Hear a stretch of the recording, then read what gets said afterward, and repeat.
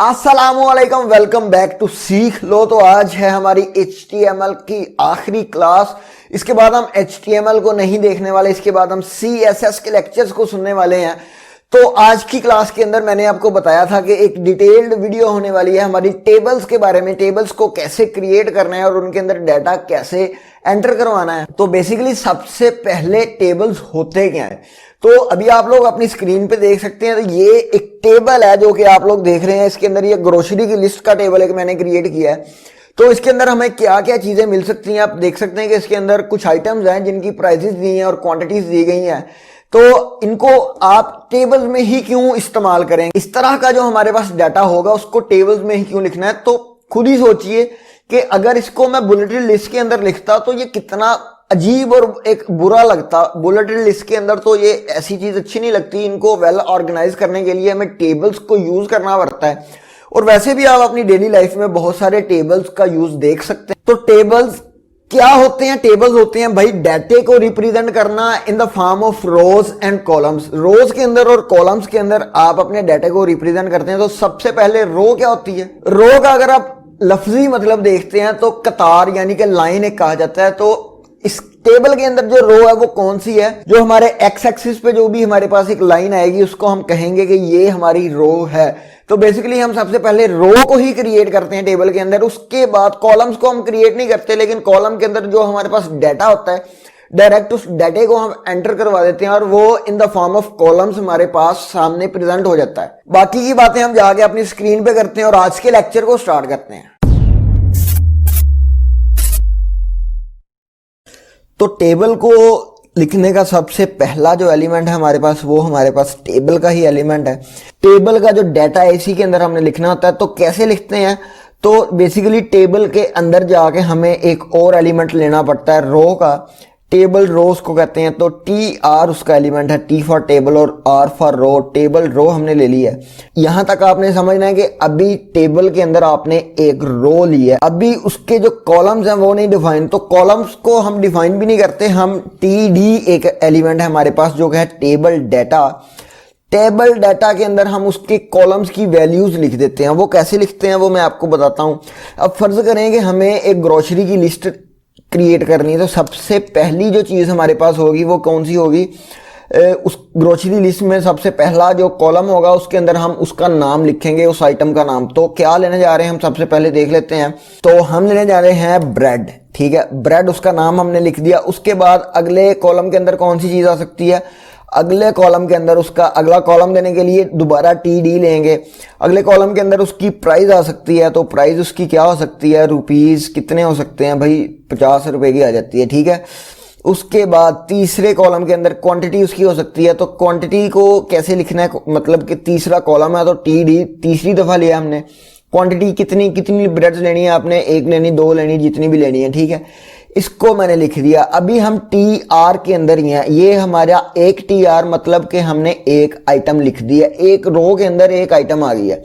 अब अगर हम दूसरी आइटम लिखना चाहते हैं तो उसके लिए अलहदा से TR दूसरा TR लेना पड़ेगा, जिसके अंदर के दोबारा से TD हम वैसे ही एलिमेंट लेंगे। अब हम क्या लेने जा रहे हैं? अब भाई हम एग्स लेने जा रहे हैं। ठीक है, ओके। तो एग्स कितने के आएंगे? एग्स की जो प्राइस है वो कितनी होगी? उसके लिए दोबारा TD लेंगे। कितने के आएंगे भाई? 120 के आएंगे। ठीक है, RSP इधर लिख देते हैं ताकि हमें बाद में पता चलता रहे कि 120 क्या लिखा हुआ है हमने।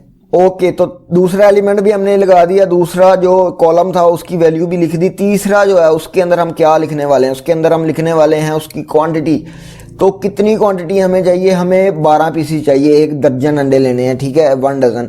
ओके, तो अभी इसको सेव करते हैं। सेव करने के बाद अपने इस पेज को देखते हैं कि क्या इसने भाई गुल खिलाया है। अभी देख सकते हैं कि एक ऑर्गेनाइज किस्म का एक बड़ा ही अच्छा जो हमारे पास बन चुका है एक टेबल। लेकिन अभी इसके अंदर काफी ज्यादा कुछ डालने वाला है। फर्स्ट ऑफ ऑल तो इसके ऊपर कोई हेडिंग्स नहीं है।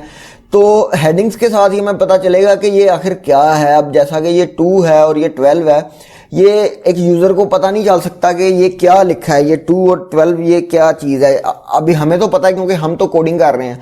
तो उसके लिए आपको इनके टाइटल के लिए, इनकी हेडिंग्स के लिए, इनके बेसिकली टाइटल्स इनको कहते हैं, एक और रो लेनी पड़ेगी जिसको कि TR ही हम लेंगे और अब जैसे पहले हम टी डी करते थे तो टी डी किसके लिए होता है, डाटा के लिए। अब हमने लेनी है उसकी हेडिंग, उसका हेडर चाहिए हमें, तो अब हम टी एच लेंगे, ठीक है, ताकि थोड़ा सा डिफरेंशिएट कर सके हमारा ब्राउजर के क्या चीज आ रही है। ओके, तो टी एच जो हमने लिया है, पहले टी एच के अंदर हमने वैसे ही लिख देनी है चीजें जो कि हमारे पास हैं। सबसे पहला जो है वो क्या है, नेम है हमारे पास, तो उसकी हेडिंग ऊपर नेम लिख देनी है।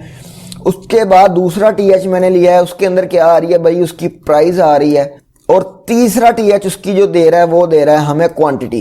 That's it. अभी मैं इसको सेव करता हूं और जाके करता हूं रिफ्रेश, तो अभी आप लोग देख सकते हैं कि ऊपर ये जो टी एच लिया है वो थोड़ा सा बोल्ड आ चुका है, तो वो एक हेडिंग के स्टाइल में आ चुका है, और नीचे जो डाटा है वो एक डाटा के स्टाइल में ही आया है। तो ऐसे ये ब्राउजर इसको डिफरेंशिएट करता है, और ऐसे ही आपने भी इसको डिफरेंशिएट करना है, ऐसे इसको लिखना है। दोबारा अपने कोड को रिव्यू करते हैं। तो सबसे पहली चीज हमने देखी है एक टेबल का एलिमेंट, जिसके अंदर के हमने हर चीज लिखनी है टेबल की। उसके बाद हमने एक एलिमेंट देखा है टेबल रो का, टी आर के अंदर दो किस्म के टेबल सेल्स होते हैं। सबसे पहला तो टेबल डाटा होता है टी डी, और उससे भी पहला जो है वो हमारे पास टेबल हेडिंग होती है, टेबल हेडर होता है टी एच। ओके, तो इतना तो हमने अभी तक कर लिया है। अब जैसा कि हम अपने पहले कोड को सिमेंटिक और ऑर्गेनाइज रखते रहे हैं, तो इसके भी कोई ना कोई एलिमेंट्स तो होने ही चाहिए टारगेट करने के लिए सीएसएस के थ्रू।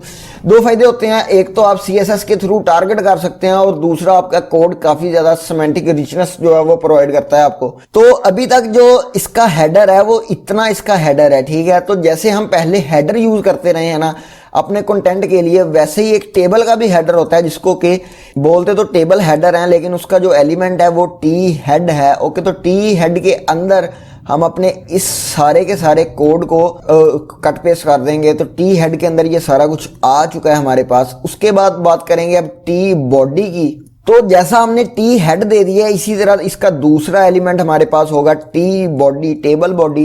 टेबल बॉडी के अंदर इस सारे के सारे कोड को प्लेस कर सकते हैं, एक अच्छा वेल ऑर्गेनाइज्ड आपका पेज हो जाएगा। तो टेबल बॉडी के अंदर भी हमने दे दिया, इसके साथ आपको काफी ज्यादा फायदा होगा जब आप सीएसएस करेंगे। ओके, तो अभी तक हमने टी हेड देख लिया, और दूसरा इसका एलिमेंट हमने देख लिया जी टी बॉडी। एक और चीज आती होती है हमारे पास फुटर को भी हम यहाँ पे इंक्लूड करवाएंगे, वो भी एक अच्छी चीज है।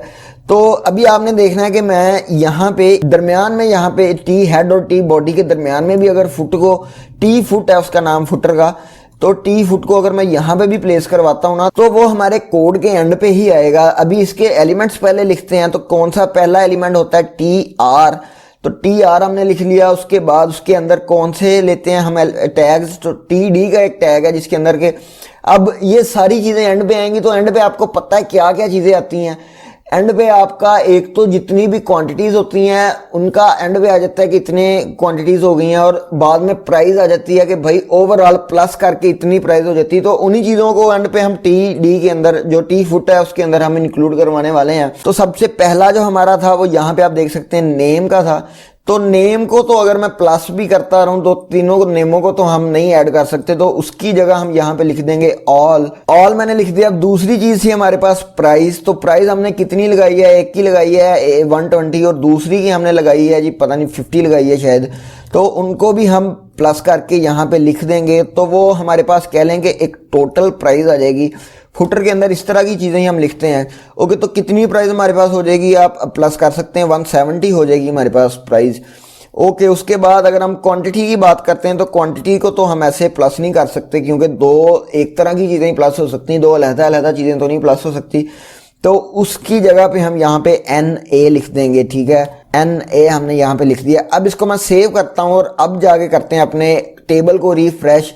तो अभी आप देख सकते हैं कि एंड पे आ गया, ये जो हमारे पास एंड वाला आ गया, और यहाँ पे ये प्लस कर दिया। अभी आपने एक गौर किया है कि मैंने इसको टी हेड के नीचे लिखा है, बॉडी से ऊपर लिखा है। तो बेसिकली जो हमारी पिछली HTML के वर्जन थे, जो कि HTML5 से पहले की बातें हैं, तो वो हमें फोर्स करती थी कि आपने टी हेड से नीचे और टी बॉडी से ऊपर इन चीज़ों को लिखना है। लेकिन जो हमारा HTML5 है, जो हमारे पास लेटेस्ट HTML है, उसमें आप इसको बिल्कुल नीचे बॉटम पे भी प्लेस कर सकते हैं, उसके साथ कोई भी फर्क नहीं आएगा आपके कोड पे। तो वैसे भी ये यहाँ पे ही आ रहा था, और अब भी ये यहाँ पे ही आ रहा है। मैंने इसको सेव भी कर दिया है। ओके, तो अपने टेबल्स को दोबारा रिव्यू करते हैं। तो first element was itself a table element. उसके बाद स्ट्रक्चर वाइज देखते हैं, दूसरा एलिमेंट अपने पास कौन सा था, टी हेड को देखा आपने, टी बॉडी को देखा आपने, और एंड पे आपने टी फुट को देखा। ओके, टी हेड के अंदर आपने, अब टी बॉडी की पहले बात करते, तो टी बॉडी के अंदर आपने दो एलिमेंट्स को देखा, टी आर, टी रो को, टेबल रो को, और दूसरा टी डी था आपके पास। उसके बाद अगर हम हेड की बात करते, उसके अंदर भी टी आर था और उसके साथ टी एच था जो कि हमारे पास हेडिंग के लिए था। उसके बाद अगर फुटर की बात करते हैं तो सेम वही दो एलिमेंट्स थे जो कि आपने टी बॉडी के अंदर देखे। अब सबसे इंपॉर्टेंट बात आज के लेक्चर की वो ये है कि अभी तक आपने जितने भी टेबल से पहले पहले जो भी आपने एलिमेंट्स देखे थे उनके अंदर आपने डेटा देखा था, जैसे स्टैक्स के अंदर होता है सबसे ऊपर और उसके नीचे फिर दूसरा पैराग्राफ आ रहा था, उसके नीचे तीसरा कोई चीज आ रही थी। आपने ये पहला एलिमेंट ऐसा देखा है जिसके अंदर के कॉलम लेआउट के अंदर आपको चीजें देखने को मिल जाती हैं। और अब आप में से कुछ लोग ऐसा सोच रहे होंगे कि अब तो वाह भाई, हम एक साइड पे एक पैराग्राफ लिख सकते हैं, दूसरी साइड पे दूसरा, मतलब कि कॉलम लेआउट हम कर सकते हैं टेबल्स के साथ। लेकिन आपने ऐसा बिल्कुल नहीं करना, क्योंकि इसके लिए एक लैंग्वेज है, पूरी की पूरी लैंग्वेज है, जो कि बिल्कुल इस लेक्चर के बाद आपको एक प्लेलिस्ट ऊपर भी आपको आई बटन में भी आ रही होगी और नीचे डिस्क्रिप्शन के अंदर उसका लिंक मैंने सबसे ऊपर ही दे दिया है, तो आप उसको जाके देख सकते हैं। प्लेलिस्ट के अंदर जाके CSS को आप लोग स्टार्ट कर सकते हैं। तो लेक्चर उसके मैं ऐसे ही अपलोड करता जाऊंगा, डेली वाइज आपको लेक्चर्स उनके मिलते जाएंगे। HTML ने पहले ही भाई बहुत सारी डार्क एजेस देखी हैं, लेकिन अब हमें इस चीज का शऊर आ गया है और अब हम HTML के साथ इस तरह के जो नाजायज काम है वो नहीं करने वाले। अब हम CSS को यूज करेंगे और HTML को सिर्फ कंटेंट डालने के लिए ही यूज करेंगे। उम्मीद करता हूं आपको HTML का पूरा सेशन अच्छा लगा है और आज का लेक्चर भी अच्छा लगा है। सब्सक्राइब नहीं किया तो यार अब सब्सक्राइब कर दें और वीडियो को लाइक करके CSS को स्टार्ट कर सकते हैं। तो मिलते हैं अपनी CSS की पहली क्लास में, तब तक के लिए अल्लाह हाफिज।